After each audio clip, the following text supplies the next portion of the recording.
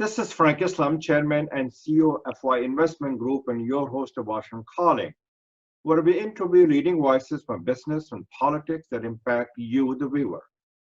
Today, we are fortunate to have a distinguished guest, and his name is Dr. Ali Khan. He's an assistant professor of history and political science at Ashoka University in India. He received his degree from University of Cambridge. He's also a writer and columnist. His research includes Islam and Muslims in South Asia. Welcome to our show. Thank you for coming, Dr. Khan. Thank you very much for having me, Mr. Islam, and it's a great honor to be on your show. And greetings to you in America from here in Lucknow, in India. Lucknow, wonderful. What a city of Nawab. It was at one point. Well, but it still is the kernel of civilization, Nawab Awadh. I'll talk to you a little bit about. Ali, your story and journey is a remarkable success and fascinating. Please tell us your life story and your interest in South Asian Muslims. I'm curious about Mahmudabad state and what is your relationship with the state and what is this located? Well, I'm from a town called Mahmudabad, which is not very far from Lucknow. This is the town that my ancestors were from, and they originally came to India at the beginning of the 13th century.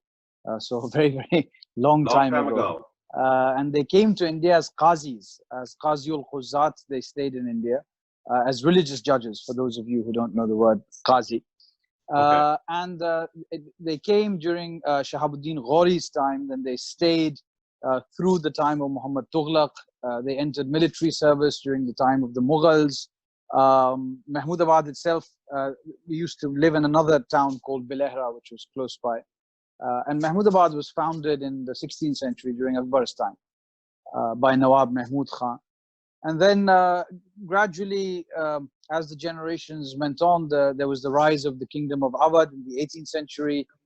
Relations developed with the Nawabs of Awadh, who were Nawab Wazirs to the Mughal Empire. So there were governors who, seeing a political opportunity, declared their independence and allied with the British. And then in the 19th century, one of my ancestors, Muqimud-Dawla, Nawab Ali Khan, he died fighting the British in the uprising. Him and a number of the rulers, Hindu rulers. In fact, my family had a pact, a blood brother pact with the Hindu Rajas of Ramnagar Dhameri, which is in Barabanki district, not far from us. And then, of course, the British established themselves. My ancestors entered politics. My great-grandfather was the founding vice-chancellor of Aligarh, which of course you attended. What's the name of your great-grandfather? So he was the Maharaja of Mahmudabad, Muhammad Ali Muhammad Khan, and there's the Mahmudabad hostel still there and many other things. That is correct. Yeah, I do not remember that, but I heard. And what a fascinating story do you have? I want to kind of concentrate a little bit about South Asian Muslims and Middle Eastern Muslims. Do you think there are some unique distinctions between these two? If so, what are those differences? And do you think a democratic Islam is emerging, and it is not in the Arab's heartland, but it is in Muslim South Asia? So tell us a little bit about. I know there's a difference between the culture, the language, and the democracy. So tell us what's the difference it is, and is it very similar to the differences between Indian Christians and the European Christians?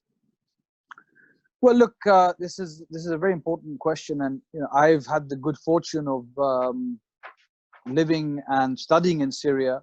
I specialized in my undergraduate degree in the Middle East and Iran and Syria. I speak Persian, I speak Farsi and Arabic. Of course, I speak Urdu. And, one of the most important things to keep in mind is that, of course, in the last 70, 80 odd years, the world is fundamentally transformed in a number of ways. And globalization, ease of travel, ease of communication, and most recently social media and so on, these have fundamentally affected the manner in which Muslims perceive of themselves. And of course, one of the things that they're concerned with is the search for authenticity. What is true Islam? And this is the question essentially that troubles a lot of people, that a lot of people spend a lot of time discussing, and so on and so forth. As far as the comparison between the Middle East is concerned and South Asia is concerned, compared to Europe, let's say, one of the things that we're seeing across the world is the rise of populist governments, right? In a sense, we're seeing the unraveling of what Francis Fukuyama called the end of history. So emphatically, he was so proud of the fact that, you know, liberalism represented the end of history. But the fact is that the values that you talk about, democratic values, secularism, freedom of speech, freedom of belief, freedom of thought, freedom of assembly, you know, many of the things that, for example, I admire America deeply about, even though perhaps in America they're diminished at this time. These took 300 years.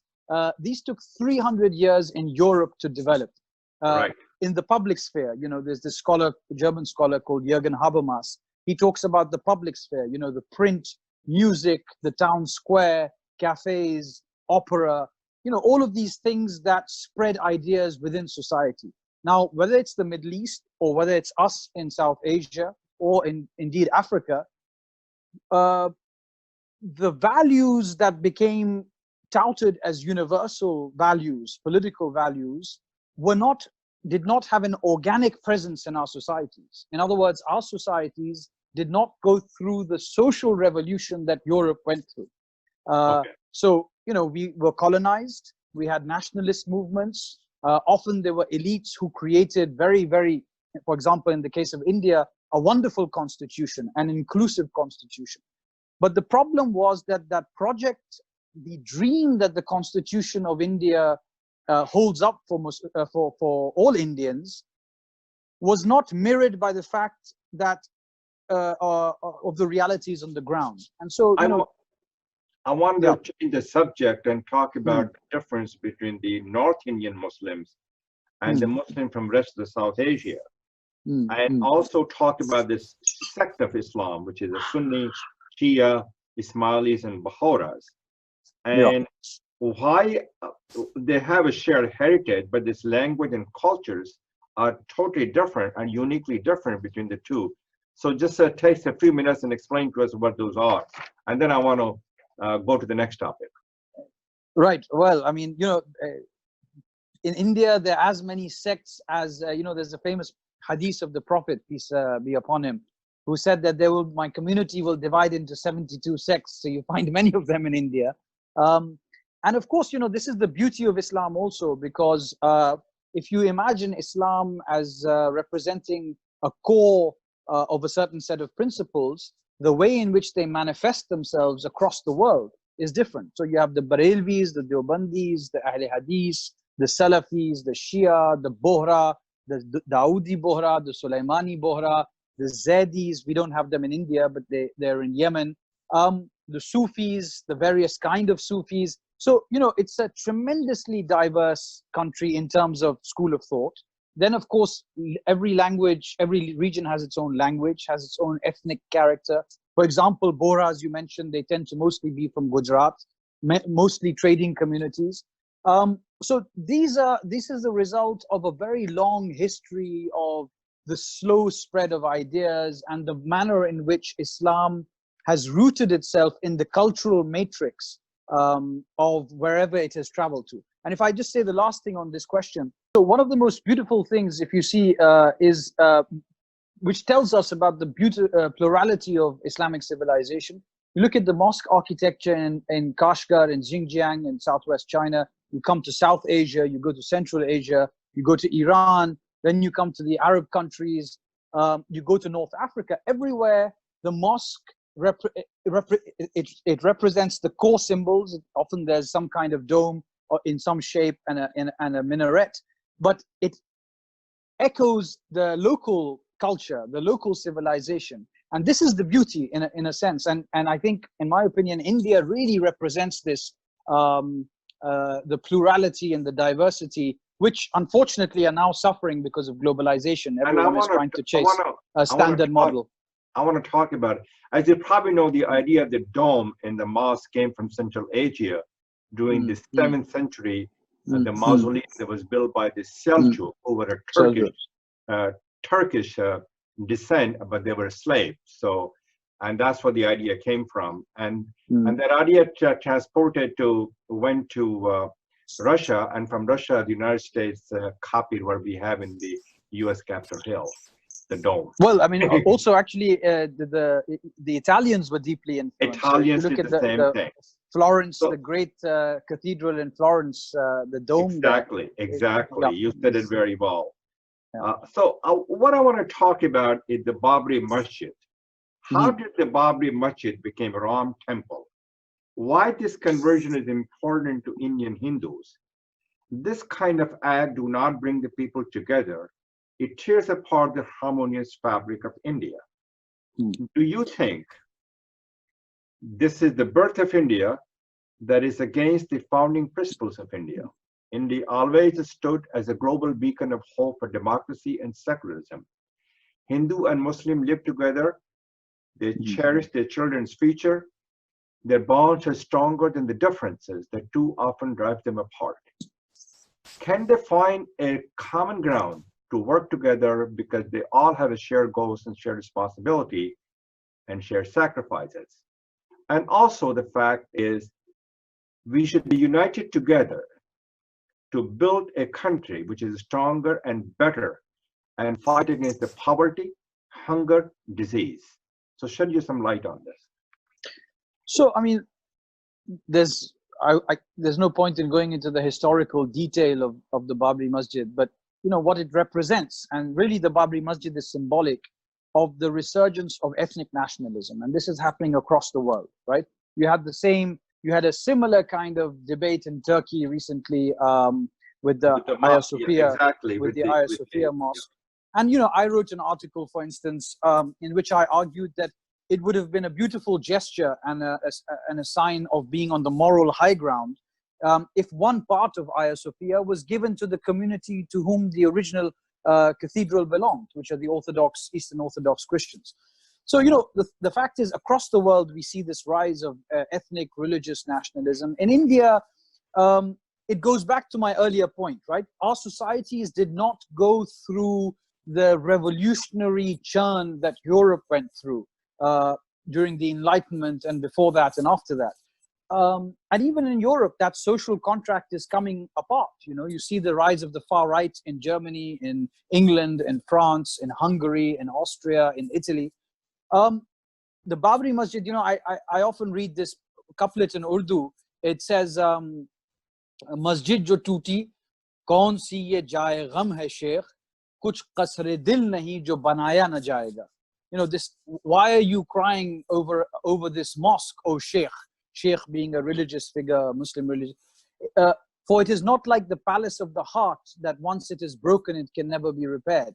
But the fact is that actually, this whole process is about the heart, because the trust that a citizen has in their government is about constitution, about law and order. And the Babri Masjid was demolished illegally. And the people who demolished it weren't brought to account. Today, we have a Supreme Court judgment. They have said that the Ram Mandir should be built there. And I suppose most people are not going to dispute that. And they want this chapter to finish. The big question, I suppose, that faces us today, as you said in your remarks, is the Babri Masjid the end of a chapter and possibly we put the ghosts of the past to rest? Or is this the beginning of a new chapter in which ethnic supremacy, a sort of nationalism is given front and center? We've already seen it happen in the last few years with the CAA protest, with the Triple Talaq law, with the UAPA anti-terrorism law, with what happened in Kashmir, Article 370. So, you know, I wrote this article recently where I said the Muslims are moving from marginalization to exclusion in India. And it is more important than ever before for people to make Muslims and for the state to make Muslims feel like they have a stake in the country. Because as soon as any community, any society feels like they don't have a stake in their country, they don't have a stake in their society, unfortunately, then, you know, a conflict can begin that can turn very ugly. You know, we Very saw well a said. glimpse of that with what happened with George Floyd in America.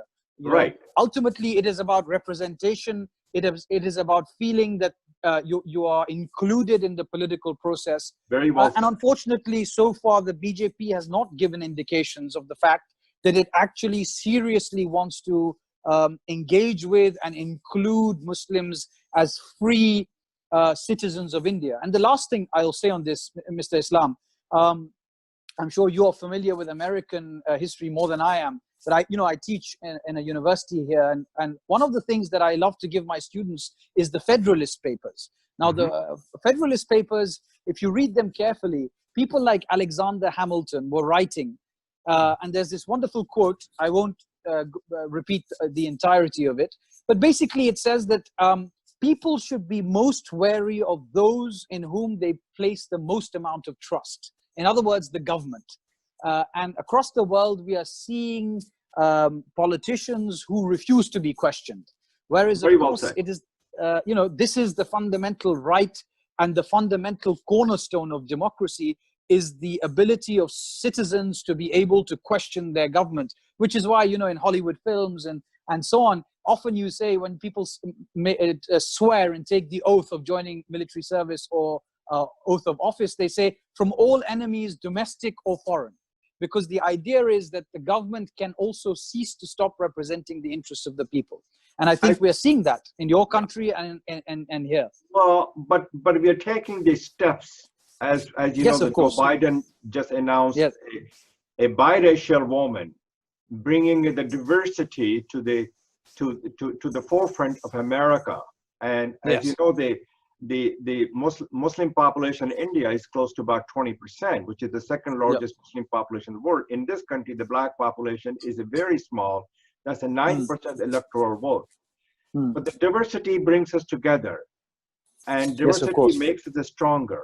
We should be able to use the skills and abilities of anyone, regardless of their caste, creed, religion, race, background, and belief. So I completely agree. Yes. I would like you to tell me tell us the situation of the Muslims under this government as they face discrimination, hostility, and prejudice. They share a city, but not a community. They share a common dwelling, but not in a common effort. Do you look forward to an India that provides equal opportunity and inclusive economic mobility to all, regardless of caste and creed? Attack on one faith is attack on all faith. When we attack each other, we are tearing apart the fabric of India. The bond that binds the Hindus and Muslims together are very strong because they have been doing this thing for many, many centuries. We must find a common ground to work together. So tell us a little bit about that. How do we seek a common ground to work together? Well, you see, I think as you know better than I do, and again, these are ideas that are well known across the world. If you have social instability, then there is no way you can have economic stability or economic growth. Right. And the fact of the matter is that regardless of whichever economic system you believe in, whether you believe in a welfare state, whether you believe in a capitalist free market economy, none of these function if the fundamental building block of a democracy, which is a harmonious society, does not exist. As I said, you know, there's a big think tank here in India called the Observer Research Foundation, and I wrote a paper for them. As I said earlier in this discussion, my paper is called From Marginalization to Exclusion, Manufacturing Conflict. Over the last few years, I don't think anyone will dispute the fact that Muslims have gradually been moved away from being on the peripheries to now being completely excluded. In a sense, if you want to understand what's happening, the BJP has picked up the center of Indian politics and pushed it so much to the right that every other group nearly in Indian politics has adjusted, right? the BJP doesn't give tickets in elections for Muslims to fight on. So there's no way that through a BJP government there can be Muslim representations. The few people who do exist in the central government, or for example in the state legislature here in UP, are nominated. So they are Muslims who are essentially token Muslims. On a social level, you know, I had a friend of mine was here the other day. He's involved in the entertainment industry and lives in Bombay. He was telling me how difficult it is for Muslims to find housing, even for very well-known Muslims, let alone for people who are poorer. For poor Muslims, they are already facing local stigma, social exclusion.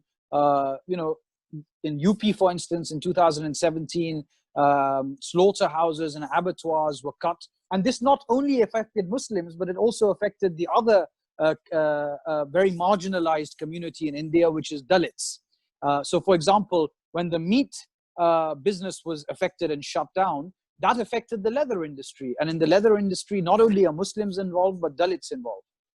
So the solution to all this is to realize that every society and every community's interests are interlinked with other communities' interests. If you target one community, it is going to have knock-on effects on other communities. Very well said. And the politics of hate and the politics of division will ultimately serve short-term political goals, but in the long term, you're only going to create a more destabilized country, which is not going to grow, which is not going to be able to provide health, education, infrastructure to its citizens.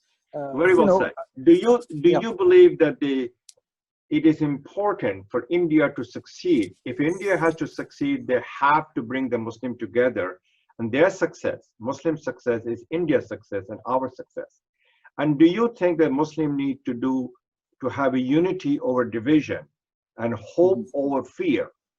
And what needs to be done to build an inclusive and stronger and tolerant India? So I think I have 2 points in this, Mr. Islam. The first point, of course, is that as far as Muslims themselves are concerned, there is a need now for some kind of political unity. Often, you know, Allama Shibli Nomani, who you might have heard of, he was the founder of the Nadwa, which is a very important Sunni. I'm from Azamgarh. I'm a you're from descendant of that Azamgarh, family. Descendant of that family. So well, here's something an anecdote about your ancestor.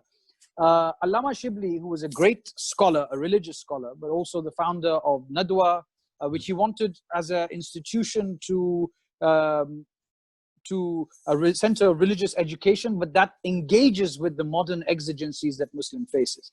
In 1912, he wrote an article in in a paper called a magazine called the Muslim Gazette, and he said the title of that was "Leaderon ka qusur hai ya leader banane walon ka?" Is it the fault of leaders or those who elect leaders? And in that he says that until the matter of representation in Muslim politics is not sorted out, Muslims will have no political leader.